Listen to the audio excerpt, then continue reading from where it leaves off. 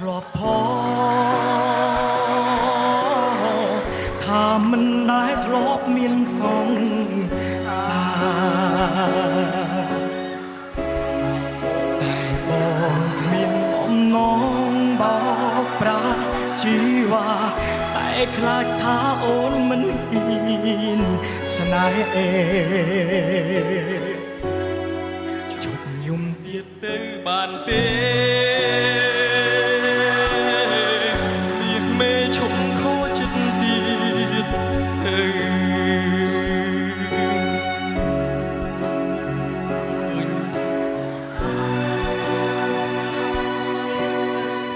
គុំគិតមកក្នុងផ្លូវអាក្រង់ពេកមនុស្សប្រុងមានសង្សារច្រើនមិនសិតតែចិត្តសាដោយអូនមិនឡើយលេងដូនបងក៏មានតែមួយប្រគល់ឲ្យអូនដោយចិត្តស្មានស្មុគគុំបីបងធ្លាប់មានប្រវត្តិមានមិត្តស្រីរាប់មិនអងក៏ឈរ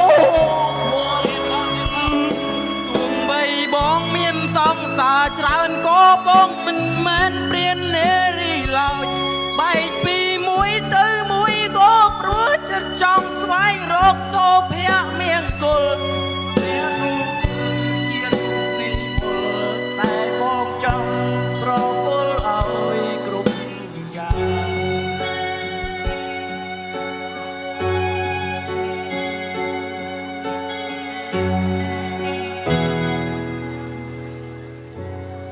មិនមែនបងចង់បែកទេ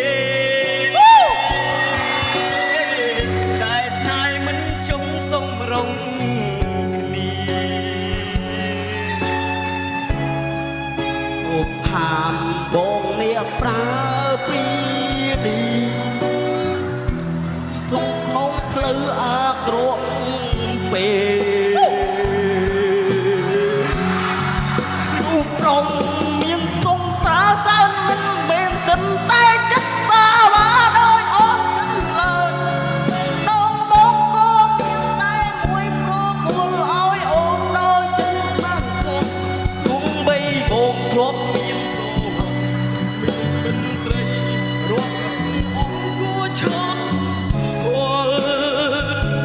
ទុំបីបងមានសង្សារច្រើនក៏បងមិនមែនព្រាននារីឡើយបែកពីមួយទៅចង់ស្វែងរកសូភៈមង្គលម្នាក់នោះគឺជារូបនិមលដែលបងចង់ប្រគល់ឲ្យគ្រប់យ៉ាងបាទអរគុណបន្ទាប់ពីការបកស្រាយជាមួយនឹងហ្វេនរបស់ខ្លួនហើយនេះជាងពេលនេះអារម្មណ៍យ៉ាងណាដែរបាទ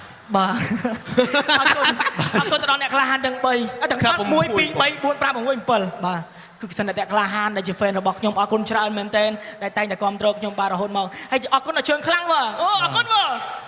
អរគុណឡើយបេក្ខជនទី3របស់យើងបាទពេលដែលបកស្រាយជាមួយនេះជើមហើយអារម្មណ៍មិនដែរពេលមិញពេលបកស្រាយមិញបាទភ័យបងញ័រជើអូប៉ុន្តែការបកស្រាយអារម្មណ៍ចូលខ្លាំងទេមិញហ្នឹងបាទដូចមិនសូវចូលមកបងភ័យពេកអូមិនសូវចូលប៉ុណ្ណឹងហើយលោកព្រះឡើយចង់ធ្លាក់ពីលើឆាកទៅចូលទៀតភ័យពេកបាទឥឡូវសូមសួរ